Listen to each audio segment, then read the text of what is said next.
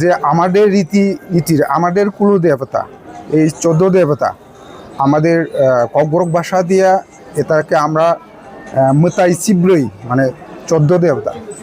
আর এটা তো আমাদের পরম্পরা যে আমাদের ত্রিলোচন রাজা যে 5200 বছরের বেশি এই সময় থেকে এই খার্সি পূজা শুরু হয়ে যাচ্ছে।